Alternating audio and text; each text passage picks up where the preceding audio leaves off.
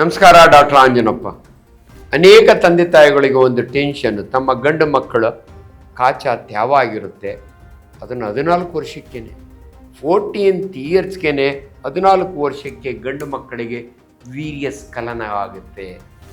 ಪಾಪ ಮಕ್ಕಳಿಗೂ ಗೊತ್ತಿರಲ್ಲ, ತಂದೆ ತಾಯಿಗಳಿಗೂ ಯಾಕೆ ಹಿಂಗಾಗುತ್ತೆ ಅಂತ ಗೊತ್ತಿರಲ್ಲ. ಇದು ಇಟ್ಸೆ ಏನು ನ್ಯಾಚುರಲ್ ಫೆನಾಮಿನಾ ಅಂತೀವಿ ನಾವು. ಸೊ ಗಂಡು ಮಕ್ಕಳು ದೊಡ್ಡವರಾಗ್ತಾ, ಹೆಣ್ಣು ಮಕ್ಕಳಿಗೆ ದೊಡ್ಡವರಾಗೋದನ್ನು ಮೆನಾರ್ಕಿ ಅಂತೀವಿ ನಾವು.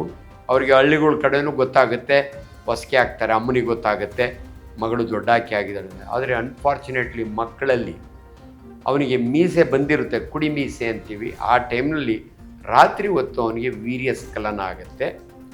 ಅದಾದ ಕೆಲವು ದಿನಗಳೊಳಗೆ ನಂತರ ಅವನಿಗೆ ಅಸ್ತಮೈತನ ಶುರು ಮಾಡ್ಕೋತಾನೆ. ಎಲ್ಲರೂ ಮಾಡಲ್ಲ, but it is one of the commonest satisfaction or gratification, sexual natural gratification. ಅಸ್ತಮೈತುನ ಅಂತ ನನಗೆ ಕೆಟ್ಟದ್ದ ಅಲ್ವಾ ನಿಮ್ಮ ತಲೆಗೆ ಬಂದ್ಬಿಡುತ್ತೆ? ಅದು ಇಲ್ಲ, ಇದು one way of very safe natural sex. So sex ಅಂತ ನಿಮಗೆ ಒಂದು ಮೇಲು ಒಂದು ಫೀಮೇಲ್ ಇರಬೇಕು ಅನ್ಕೋತೀರಿ, ಬಟ್ ಇಲ್ಲ, ಅನೇಕ ವೆರೈಟೀಸ್ ಇದ್ದಾವೆ. ಫೀಮೇಲ್ಸು ಕೂಡ ಮಾಸ್ಟರ್ಬೇಷನ್ ಮಾಡ್ಕೋತಾರೆ. Without the help of a male they get sexual satisfaction by manipulating clitoris and vagina. ಕೈನಲ್ಲಿ ಮ್ಯಾನಿಪುಲೇಟ್ ಮಾಡ್ಕೋಬೋದು ಅಥವಾ some of the articles use ಮಾಡ್ಬೋದು. ಗಂಡು ಮಕ್ಕಳಂತೂ ಅಸ್ತಮೈತುನ ಕೆಟಕ ಹೊಡೆಯೋದು ಅಂತಾರೆ, ಕಾಮನ್ ಲ್ಯಾಂಗ್ವೇಜು, ಅದನ್ನು ಮಾಡ್ಕೋತಾರೆ. ಇದಕ್ಕೆ ಯಾಕೆ ನಾನು ಇಷ್ಟು ಓಪನ್ ಆಗಿ ಮಾತಾಡ್ತಿದ್ದೀನಿ ಅಂದರೆ, ಇದು ನನ್ನ ಸಬ್ಜೆಕ್ಟು. ನಾನು MBBS ಓದೋವಾಗೆ ಫಾರೆನ್ಸಿಕ್ ಮೆಡಿಸನ್, ನಾನು 3rd MBBS 1975. ಅದು ಒಂದು ಸಬ್ಜೆಕ್ಟ್ ನಮಗೆ. ಪರ್ವರ್ಟೆಡ್ ಸೆಕ್ಸು, ಅದರೊಳಗೆ ಅಸ್ತಮೈತುನ, ಮಾಸ್ಟರ್ಬೇಷನ್. ನನ್ನ ಟೀಚರ್ ಈಗಲೂ ನನಗೆ ನೆನಪಿದೆ, ತಂಗವೇಲು, ಕ್ಲಾಸಿಗೆ ಬರೋರು. ನಮಗಿಂಥವ್ರನ್ನೆಲ್ಲ ಕೇಳಲಿಕ್ಕೆ ಒಂಥರ ನಾಚಿಕೆ, ಭಯ. ಆದರೆ ಅವರು ಎಷ್ಟು ಚೆನ್ನಾಗಿ ಹೇಳೋರು ಅಂದರೆ, ನಮ್ಮ ಕ್ಲಾಸ್ನಲ್ಲಿ 126 ಜನ, 11 ಜನ ಹುಡುಗಿಯರಿದ್ರು. ಲುಕಿಯರ್ ಬಾಯ್ಸ್ ಆ್ಯಂಡ್ ಗರ್ಲ್ಸ್. ಇವತ್ತು ನಾನು ಮಾಸ್ಟರ್ಬೇಷನ್ ಬಗ್ಗೆ ಮಾತಾಡ್ತೀನಿ. ಯಾರಾದರೂ ಮಾಸ್ಟರ್ಬೇಷನ್ ನಾನು ಮಾಡ್ಕೊಳ್ಳಲ್ಲ ಅಂದರೆ ಎರಡೇ ಪಾಸಿಬಿಲಿಟಿ: ಐದರ್ ಈ ಮಸ್ಟ್ ಬಿ ಗಾಡ್ ಆರ್ ಈ ಮಸ್ಟ್ ಬಿ ಎ ಟೆರಿಬಲ್ ಲೈಯರ್. ಅಂದರೆ ಸುಳ್ಳು ಹೇಳೋನು, ಮಾಡ್ಕೋತಾನೆ, ಹೇಳಲ್ಲ. ಬಹಳ ಜನಗಳಿಗೆ ಹಿಂಗೆ ಆಗುತ್ತೆ, ಅವನು ಹೇಳ್ಕೊಳ್ಳಲ್ಲ. ಈ ಕೆನಾಟ್ ಬಿ ಗಾಡ್, ಯಾಕಂದರೆ ದೇವರು ಕೂಡ ಒಂದೊಂದು ಸಾರಿ ಮಾಸ್ಟರ್ಬೇಟ್ ಆ ರೀತಿ ಹೇಳೋರು ನಮಗೆ. ಇದು ವಿಜ್ಞಾನ, ಅದಕ್ಕೆ ವೈಜ್ಞಾನಿಕವಾಗಿ ನಾನು ಮಾತಾಡ್ತಿದ್ದೀನಿ. ಸೊ ಈಗ ನನ್ನ ಮಾತಿನಿಂದ ಒಂದು ಅರಿವು ನಿಮಗೆ ಮೂಡಿ ಬರಲಿ. ನಿಮ್ಮ ಮಕ್ಕಳಲ್ಲಿ ಆ ಅಭ್ಯಾಸ ಇದ್ದರೆ ಅದು ತಪ್ಪಲ್ಲ. ಮಕ್ಕಳೇ ಕೇಳಿಸ್ಕೊಳ್ತಿರೋರು, ನಾನು ಮಾಡ್ಕೋತಾ ಇದ್ದೆ, ಇದರಿಂದ ನಾನು ವೀಕ್ ಆಗ್ಬಿಟ್ಟಿದ್ದೀನಿ, ಇಲ್ಲ, ಅದನ್ನು ಮರೆತು ಬಿಡಿ. ಬಟ್ ಅದಕ್ಕೂ ಒಂದು ಲಿಮಿಟ್ ಇದೆ, ಆಮೇಲೆ ಹೇಳ್ತೀನಿ. ಕನ್ನಡದಲ್ಲಿ ಹೇಳ್ತಾರಲ್ಲ, ಎಲ್ಲೋ ಒಂದು ಕಡೆ ಅಮೃತವೂ ಕೂಡ ವಿಷ ಆಗುತ್ತೆ ಅತಿ ಆದರೆ ಅಂತ. ಪ್ರತಿಯೊಂದಕ್ಕೂ ತನ್ನದೇ ಆದ ರೀತಿ ನೀತಿ ಇರುತ್ತೆ. ಸೊ ಅಸ್ತಮೈತುನದಲ್ಲೂ ಕೂಡ. ಬಟ್ ಬಹಳ ಜನ ಏನಂದರೆ, ಈಗ ಮಾಡ್ಕೋತಾರೆ 26 ವರ್ಷಕ್ಕೆ, ಸರ್ ಮನೆಗೆ ಹೆಣ್ಣು ನೋಡ್ತಾ ಇದ್ದಾರೆ, ನಾನು 10 ವರ್ಷದಿಂದ ಅಸ್ತಮೈತುನ ಮಾಡ್ಕೋತಾ ಇದ್ದೀನಿ, ವೀರ್ಯ ಎಲ್ಲ ತುಂಬ ಲಾಸ್ ಆಗ್ಬಿಟ್ಟಿದೆ, ನನಗೆ ಮುಂದೆ ಹೆಂಗೆ ಗತಿ ಅಂತ. ಏನೂ ಗತಿ ಇಲ್ಲ, ನೀವು ನಾರ್ಮಲ್ ಗತಿನೇ. ನೀವು ನೋಡಿ, ಮನುಷ್ಯನ ದೇಹನ ದೇವರು ಹೆಂಗೆ ಡಿಸೈನ್ ಮಾಡಿದ್ದಾನೆ ಅಂದರೆ, ನೀವು ಸಾಯೋವರೆಗೂ ನಿಮ್ಮ ಬಾಯಿನೊಳಗೆ ಜೊಲ್ಲು ಬರ್ತಾನೆ ಇರ್ತದೆ, 900 ml. ನಿಮ್ಮ ಲಿವರ್ನಲ್ಲಿ ಬೈಲು ಉತ್ಪತ್ತಿ ಆಗ್ತಾನೆ ಇರುತ್ತೆ, ನಿಮ್ಮ ಪ್ಯಾಂಕ್ರಿಯಾಸ್ನಲ್ಲಿ ಉತ್ಪತ್ತಿ ಆಗ್ತಾ ಇರ್ತದೆ. ನಿಮ್ಮ ವೀರ್ಯ ಅಂದರೆ ಸೆಮೆನ್ ಅಂತೀವಿ ನಮ್ಮ ಭಾಷೆಯಲ್ಲಿ. ಅದು ಟೆಸ್ಟಿಸ್ಸು, ಎಪಿಡೈಡಿಮಿಸ್ಸು, ಸೆಮೈನಲ್ ವೆಸಿಕಲ್ಲು, ಪ್ರಾಸ್ಟೇಟು, ಗ್ಲ್ಯಾಂಡ್, ಇಷ್ಟರಿಂದ ಬರೋವಂಥ ಒಂದು ಸಾರಿ ವೀರ್ಯಸ್ಖಲನ ಆದರೆ 3 to 5 ml ಅಂತೀವಿ ನಾವು. ಒಂದು ಸಾರಿ ಆರ್ಗ್ಯಾಸಮ್ ಅಂತೀವಿ ನಾವು. ಯಾರಿಗೆ ಎಕ್ಸೈಟ್ ಆಗಿ, ಎರೆಕ್ಷನ್ ಆಗಿ, ಆ ಆರ್ಗ್ಯಾಸಮ್ ಆಗಿ ಎಜಾಕ್ಯುಲೇಷನ್ ಆಗುತ್ತೆ. ಒಂದು ಸಾರಿ ಎಜಾಕ್ಯುಲೇಟ್ ಮಾಡಿದರೆ 3 to 5 ml ವೀರ್ಯ ಇರುತ್ತೆ. ಇನ್ನು ಕೆಲವ್ರಿಗೆ ಭಯ ಏನಂದರೆ, ವೀರ್ಯದೊಳಗೆ ಸ್ಪರ್ಮ್ ಇರುತ್ತೆ. ಸ್ಪರ್ಮ್ ಬಗ್ಗೆನೂ ನಿಮಗೆ ಗೊತ್ತಿರಬೇಕು. ಗಂಡಸಿನ ಇದರಲ್ಲಿರುವಂಥ ಮೊಟೈಲ್ ಮೇಲ್ ರಿಪ್ರೊಡಕ್ಟಿವ್ ಸೆಲ್ ಅದು. ಅಂದರೆ ಗಂಡಸು ಒಂದು ಹೆಣ್ಣನ್ನು ಪ್ರೆಗ್ನೆಂಟ್ ಮಾಡಬೇಕಾದ್ರೆ ಅವನ ವೀರ್ಯದಲ್ಲಿ ಈ ಸ್ಪರ್ಮ್ ಇರಬೇಕು. ಸ್ಪರ್ಮ್ನ ಗ್ಯಾಮೆಟ್ ಅಂತೀವಿ ನಾವು. ಸ್ಪರ್ಮ್ ಇದ್ರೇ ಅವನು ಮಕ್ಕಳು ಪ್ರೊಡ್ಯೂಸ್ ಮಾಡಲಿಕ್ಕೆ ಸಾಧ್ಯ. ಯಾರಿಗಾದರೂ ಡಾಕ್ಟ್ರೇ ಸ್ಪರ್ಮ್ ಇಲ್ದಿರೋ ಇರ್ತಾರಾ? ಇದ್ದಾರೆ. ನಮ್ಮಲ್ಲಿ 2 ಭಾಷೆ ಇದೆ. ಆಲಿಗೋಸ್ಪರ್ಮಿಯಾ ಅಂದರೆ ಅವನ ಸ್ಪರ್ಮ್ಸು ನೋಡಿ 1 ml ವೀರ್ಯದಲ್ಲಿ 15 ಮಿಲಿಯನ್ನಿಂದ ಹಿಡಿದು 200 ಮಿಲಿಯನ್ವರೆಗೂ ಸ್ಪರ್ಮ್ಸ್ ಇರ್ತವೆ. ಇನ್ನು ಕೆಲವರಿಗೆ ನಾವು ಟೆಸ್ಟ್ ಮಾಡಿದಾಗ ಲ್ಯಾಬಲ್ಲಿ ಬರೀ 5 ಮಿಲಿಯನ್ ಇರ್ತವೆ. ಇದನ್ನು ನಾವು ಆಲಿಗೋಸ್ಪರ್ಮಿಯಾ ಅಂತೀವಿ. ಇದೆಲ್ಲ ಯಾವ ಮಾಡ್ತೀವಿ ಅಂದರೆ ಇನ್ಫರ್ಟಿಲಿಟಿ ಕ್ಲಿನಿಕ್. ಮದುವೆ ಆದಮೇಲೆ 3 ವರ್ಷ ಆದರೂ ಮಕ್ಕಳೇ ಆಗಲ್ಲ ಪಾಪ. ಅನ್ಫಾರ್ಚುನೇಟ್ ಹೆಣ್ಮಗಳಿಗೆ 20 ಸಾರಿ ಅಲ್ಟ್ರಾಸೌಂಡ್ ಸ್ಕ್ಯಾನು ಎಲ್ಲ ಟೆಸ್ಟ್ ಮಾಡ್ತಾರೆ, ಗಂಡಸಿಗೆ ಮಾಡೋದೇ ಇಲ್ಲ. ಗಂಡಸಿಗೆ ಒಂದು ಸಿಂಪಲ್ ಟೆಸ್ಟ್ ಅಂದರೆ ಸೆಮೆನ್ ಅನಾಲಿಸಿಸ್. ವೀರ್ಯವನ್ನು ಅವನು ತಂದು ಕೊಟ್ಟರೆ, ಹೆಂಗೆ ಡಾಕ್ಟ್ರೇ ವೀರ್ಯ ತಂದು ಕೊಡೋದು? ಭಾಳ ಸರಳ.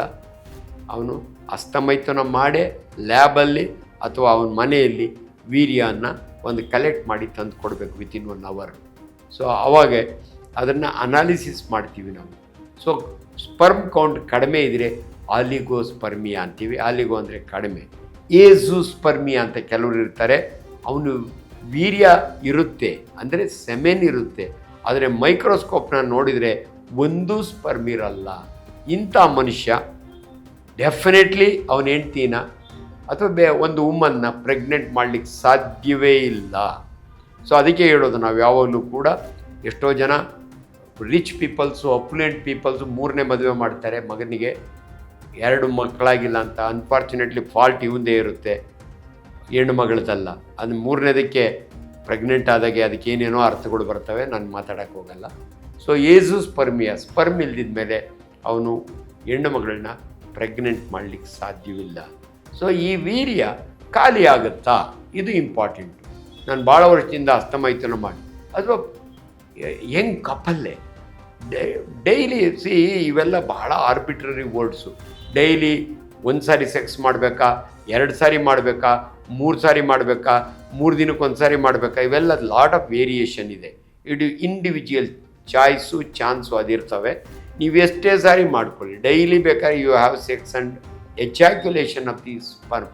ನಿಮ್ಮ ವೀರ್ಯ ದಿನ ಹೋದರೂ ಕೂಡ ನಿಮಗೆ ಮತ್ತೆ ಉತ್ಪತ್ತಿ ಆಗುತ್ತೆ. ಅದಕ್ಕೆ ಕನ್ನಡದಲ್ಲಿರೋ ಗಾದೆ, ಹುಣಸೆ ಮಾಡ ಮುದಿ ಆದರೂ ಕೂಡ ಹುಳಿ ಕಡಿಮೆ ಆಗಲ್ಲ ಅಂತ. ಗಂಡಸರಿಗೂ ಅದೇ ಅಪ್ಲೈ. ನೀನು ಚಿಕ್ಕ ವಯಸ್ಸಿನಲ್ಲಿ ತುಂಬ ಸ್ಪರ್ಮು ವೀರ್ಯ ಎಲ್ಲ ಕಳ್ಕೊಂಡು ವಯಸ್ಸಾಗಿಲ್ಲ, ಹಂಗೇನು ಇಲ್ಲವೇ ಇಲ್ಲ, ಉತ್ಪತ್ತಿ ಆಗುತ್ತೆ. ಸೊ ಇದನ್ನು ನೆನಪಿನಲ್ಲಿಡಿ. ಅನ್ಫಾರ್ಚುನೇಟ್ಲಿ ಇದು ವೈಜ್ಞಾನಿಕವಾಗಿ ನಾನು ಮಾತಾಡ್ತೀನಿ. ಎಲ್ಲೋ ಒಂದು ಕಡೆ ನಾನು PUC ಓದೋ ಸಮಯದಲ್ಲಿ ಪ್ರಜಾಮತ ಅಂತ ಮ್ಯಾಗ್ಝೈನ್ನಲ್ಲಿ ನಾನು ಓದಿದ್ದು ಇನ್ನೂ ನೆನಪಿದೆ. 1 ತೊಟ್ಟು ವೀರ್ಯ 20 ತೊಟ್ಟು ರಕ್ತಕ್ಕೆ ಸಮಾನ ಅಂತ. ಅನ್ಫಾರ್ಚುನೇಟ್ಲಿ ಮಕ್ಕಳು ಇದನ್ನು ತಪ್ಪು ಅರ್ಥ ಮಾಡ್ಕೊಂಡು, ಅಂದರೆ ಅವ್ರಿಗೆ ಗೊತ್ತಿಲ್ಲ. ಅಯ್ಯೋ ನಾನು ಎಷ್ಟು ಬ್ಲಡ್ ಲಾಸ್ ಆಗೋಯ್ತಲ್ಲ, ನಾನು ವೀಕ್ ಆಗೋದ್ನಲ್ಲ, ಡಿಪ್ರೆಷನ್ಗೆ ಹೋಗ್ತಾಯಿದ್ರು. ನಾನು ಹಿಂದೆ ಎಲ್ಲ ಎಕ್ಸಾಂಪಲ್ ಮಾಡಿ ಕೌನ್ಸಿಲಿಂಗ್ ಮಾಡಿ ಹೇಳಿದ್ದೀನಿ. ನಿಮ್ಮ ಮಗ 98% SSLC ಆದರೆ ಫಸ್ಟ್ PUCಗೆ 65ಕ್ಕೆ ಬರ್ತಾನೆ. ಅದಕ್ಕೆ ಕಾರಣ ಇವನ ಹಸ್ತಮೈಥುನ ಅಥವಾ ಇವನ ಶೀಘ್ರ ಇವನ ರಾತ್ರಿ ವೀರ್ಯ ಸ್ಖಲನ, ಆ ಹ್ಯಾಬಿಟ್ ಬರುತ್ತೆ, ಇವನು ಡಿಪ್ರೆಷನ್ಗೆ ಹೋಗ್ತಾನೆ. ಅಂಥ ಮಕ್ಕಳಿಗೆ ತಿಳುವಳಿಕೆ ಹೇಳಿ, ಬುದ್ಧಿ ಹೇಳಿ, ಇದರಿಂದ ನಿನಗೇನೂ ತೊಂದರೆ ಆಗಲ್ಲ, ನೀನು ಚೆನ್ನಾಗಿ ಓದು ಅಂದರೆ ಸೆಕೆಂಡ್ PUC ಮತ್ತೆ 98% ಬರ್ತಾನೆ. ಸೊ ನನ್ನ ಈ ಪರ್ಪಸ್ ಆಫ್ ನಮ್ಮ ಈ ಯೂಟ್ಯೂಬ್ ಸುಮನ್ TV ಯೂಟ್ಯೂಬ್ನಲ್ಲಿ ಮಾತಾಡೋ ಉದ್ದೇಶನೇ ಅಷ್ಟು. ನಿಮ್ಮ ಮಕ್ಕಳಿಗೆ ನನ್ನಿಂದ ಧೈರ್ಯ ಬರಲಿ. ಯಾರು ಈ ಚಾನಲ್ ಸಬ್ಸ್ಕ್ರೈಬ್ ಮಾಡಿ ನೋಡ್ತಿರಲ್ಲ, ಇದು ಕರೆಕ್ಟ್ ಸೈಂಟಿಫಿಕ್ ಇನ್ಫಾರ್ಮೇಷನ್ ನಿಮಗೆ. ಯಾಕಂದರೆ ಒಬ್ಬ ವೈದ್ಯನಾಗಿ ನನ್ನ ಸಾಮಾಜಿಕ ಜವಾಬ್ದಾರಿ ನಾನು ನೋಡಿದ್ದೀನಿ. ಎಷ್ಟು ಮಕ್ಕಳು ಪಾಪ ತಂದೆ ತಾಯಿಗಳಿಗೆ ಮುಜುಗರ, ಅವ್ನಿಗೆ ಹೇಳೋಕ್ಕಾಗೋದಿಲ್ಲ. ನನ್ನ ಹತ್ರನೇ ಒಬ್ಬ ತಂದೆ ಮಗನ ಕಾಚಾನ ಅವನ ಕವರ್ನಾಗ ಹಾಕ್ಕೊಂಬಂದು ತಂದು ತೋರಿಸಿರೋದಿದೆ. ಇನ್ನೆಷ್ಟು ಆತಂಕ ಇರ್ಬೋದು, ಇಂಥ ತಂದೆ ತಾಯಿಗಳು ಎಷ್ಟು ಜನ ಇರ್ಬೋದು. ನಾನು ಪಬ್ಲಿಕ್ ಟಾಕ್ಸ್ ಕೊಡ್ತೀನಿ, ಕೊಟ್ಟಾಗ ಒಂದು 100 ಜನಕ್ಕೆ ಗೊತ್ತಾಗ್ಬೋದು. ಆದರೆ ಇಂಥ ಮಾಧ್ಯಮದ ಮುಖಾಂತರ ಸಾಕಷ್ಟು ಜನಕ್ಕೆ ನಾನು ರೀಚ್ ಆಗ್ಬೋದು. ಅದಕ್ಕೆ ಇರುವ ಸತ್ಯವನ್ನು, ವೈಜ್ಞಾನಿಕ ಸತ್ಯವನ್ನು ವೈಜ್ಞಾನಿಕವಾಗಿ ಹೇಳ್ತಿದ್ದೀನಿ. ದಯವಿಟ್ಟು ಸೆಮೆನಲ್ಲೂ ಕೂಡ ತುಂಬ ಜನ ತುಂಬ ನೀರಾಗಿದೆ ಡಾಕ್ಟ್ರೇ, ತುಂಬ ತಿಕ್ಕಾಗಿದೆ, ದಯವಿಟ್ಟು ಇವನ್ನೆಲ್ಲ ಮರ್ತುಬಿಡಿ. ಅದಕ್ಕೆ ತನ್ನದೇ ಆದ ಕನ್ಸಿಸ್ಟೆನ್ಸಿ ಅಂತ ಇರುತ್ತೆ, ತನ್ನದೇ ಆದ ಸ್ಮೆಲ್ ಇರುತ್ತೆ, ತನ್ನದೇ ಆದ ಬಣ್ಣ ಇರುತ್ತೆ. ಇವೆಲ್ಲವೂ ನಿಮಗೆ ಬೇಕಿಲ್ಲ. ಎಲ್ಲೋ ಒಂದೊಂದು ಸಾರಿ ಬ್ಲಡ್ ಇನ್ ಸೆಮೆನ್, ಅದೆಲ್ಲ ನಮ್ಮ ಮೆಡಿಕಲ್ ಟರ್ಮಿನಾಲಜಿಗಳು. ಬ್ಲಡ್ ಇನ್ ಯೂರಿನ್, ಎಮೆಚ್ಯೂರಿಯಾ ಅಂತೀವಿ ನಾವು. ಇದನ್ನು ಇದರೊಳಗೆ ಹೀಮೋಸ್ಪರ್ಮಿಯಾ ಅಂತೀವಿ. ಇವೆಲ್ಲ ನಿಮಗೆ ಬೇಕಿಲ್ಲ. ನಿಮಗಿಷ್ಟೇ ನಿಮ್ಮ ಸೆಕ್ಷುವಲ್ ಆಕ್ಟಿವಿಟಿ ಸ್ಟಾರ್ಟ್ ಆಗೋದು 14 ವರ್ಷದ ನಂತರ. ನೀವು 100 ವರ್ಷ ಬದುಕಿರುವವರೆಗೂ ನಿಮ್ಮ ವೀರ್ಯ ಉತ್ಪತ್ತಿ ಆಗುತ್ತೆ. ಎಲ್ಲೋ ಒಂದು ಕಡೆ ನಿಮಗೆ ಗೊಂದಲ. ಬ್ರಹ್ಮಚಾರಿಗಳು, ಕಟ್ಟ ಬ್ರಹ್ಮಚಾರಿಗಳು ಸ್ವಾಮಿ ವಿವೇಕಾನಂದ ಅಂಥವರು ಮಠದ ಸ್ವಾಮಿಗಳು ಅವ್ರಿಗೂ ಉತ್ಪತ್ತಿ ಆಗುತ್ತೆ. ಇದು ಏನಾಗುತ್ತೆ, ಸಪೋಸ್ ಎಜಾಕ್ಯುಲೇಟ್ ಆಗಲಿಲ್ಲ ಅಂದರೆ ಸ್ಪರ್ಮು 5 ದಿನ ಟೆಸ್ಟಿಸ್ನಾಗೆ ಇರುತ್ತೆ, ಅದಾದಮೇಲೆ ಹೀರ್ಕೊಳ್ಳುತ್ತೆ. ಬಟ್ ವೀರ್ಯ ಬಂದೇ ಬರುತ್ತೆ. ದಯವಿಟ್ಟು ಇದ್ರ ಬಗ್ಗೆ ನನಗೆ ಗೊತ್ತಿಲ್ಲ ಎಂಥ ಧ್ಯಾನ ಮಾಡಿದರೆ ಎಂಥ ಇದು ಮಾಡಿದರೆ ಅವರು ರಿಟೈನ್ ಮಾಡ್ಕೋತಾರೋ ಗೊತ್ತಿಲ್ಲ, ಬಟ್ ಸುಳ್ಳು ಮಾಹಿತಿ ಕೊಡ್ತಾರೆ. ನನಗೆ ಇವತ್ತು ನೆನಪಿದೆ, PUC ಒಳಗೆ ಅಂಥ ಅಂತಾರಾಷ್ಟ್ರೀಯ ಹೆಸರು ಅಂತ ಸ್ವಾಮಿ ವಿವೇಕಾನಂದರು 39 ವರ್ಷಕ್ಕೆ ಸತ್ತೋಗ್ತಾರೆ, ನಿಮಗೆಲ್ಲ ಗೊತ್ತಿದೆ. ನಮಗೆ ನ್ಯಾಷನಲ್ ಕಾಲೇಜ್ನಲ್ಲಿ ನನಗೆ ಗೊತ್ತಿರೋಂಥ ಟೀಚರ್ಗಳು ಹೇಳಿದ್ದು, ವಿವೇಕಾನಂದರ ಥರ ಇರಬೇಕು, ಕಟ್ಟ ಬ್ರಹ್ಮಚಾರಿ ಇರಬೇಕು, ಒಂದು ತೊಟ್ಟು ವೀರ್ಯ ಹೊರಗಡೆ ಬಿಡಬಾರ್ದು. ಅವರು ಒಂದು ತೊಟ್ಟು ವೀರ್ಯ ಬಿಡ್ದಿರ ಅವರಿಗೆ ವೀರ್ಯ ತುಂಬಿಕೊಂಡು ಕುತ್ತಿಗೆಗೆ ಬಂದು ಚೋಕಾಯಿ ಸತ್ತೋದ್ರು ಅಂತ ಹೇಳಿದರು. ನಮಗೆ ಆಶ್ಚರ್ಯ, ಗಾಬರಿ, ವಿಜ್ಞಾನನೇ ಗೊತ್ತಿಲ್ಲ. ಆದರೆ ನಾನು ದೊಡ್ಡವನಾದಮೇಲೆ, ವೈದ್ಯನಾದಮೇಲೆ ನನಗೆ ಗೊತ್ತಾಯಿತು. ಅನ್ಫಾರ್ಚುನೇಟ್ಲಿ ಈ ವಾಸ್ ಎ ಜುವೆನೈಲ್ ಡಯಾಬಿಟಿಕ್. ಇನ್ನೂ ಇನ್ಸುಲಿನ್ ಕಂಡುಹಿಡ್ದಿರಲ್ಲ. ಅವರು ಟೈಪ್ 1 ಡಯಾಬಿಟಿಸ್ ಕಾಂಪ್ಲಿಕೇಶನಿಂದ ತೀರ್ಕೋತಾರೆ. ಸೊ ಯಾಕೆ ಈ ಎಕ್ಸಾಂಪಲ್ ನಾನು ಕೊಡ್ತೀನಿ ಅಂದರೆ ದಯವಿಟ್ಟು ನಿಮಗೆ ಅರಿವು ಮೂಡಿಸ್ಲಿಕ್ಕೋಸ್ಕರ ಅಷ್ಟೇ. ಸೊ ಇದು ಬಹಳ ಕಾಮನ್ ಅನ್ಸ್ಪೋಕನ್ ಟ್ರೂತ್ ಅಂದರೆ ಇದೊಂದೇ. ಬೇರೆ ಎಲ್ಲ ವಿಚಾರಗಳು ಮಾತಾಡ್ತೀವಿ, ಪೈಲ್ಸ್ ಬಗ್ಗೆ ಮಾತಾಡ್ತೀವಿ, ಕ್ಯಾನ್ಸರ್, ಬ್ರೆಸ್ಟ್ ಬಗ್ಗೆ ಮಾತಾಡ್ತೀವಿ. ಆದರೆ ವೀರ್ಯ ಸ್ಖಲನ ಯಾಕಾಗತ್ತೆ, ಎಷ್ಟಾಗತ್ತೆ, ಎಷ್ಟು ಮಾಡಬೇಕು ಅನ್ನೋದ್ರ ಬಗ್ಗೆ ನಿಮಗೆ ಗೊತ್ತಿಲ್ಲ. ಅದಕ್ಕೆ ಸಿಕ್ಕ ಒಂದು ಅವಕಾಶದಲ್ಲಿ ನಿಮಗೆ ಇಷ್ಟು ಇನ್ಫಾರ್ಮೇಷನ್ ನಾನು ಕೊಟ್ಟಿದ್ದೀನಿ. ದೇವರು ಒಳ್ಳೇದು ಮಾಡಲಿ. Thank you very much.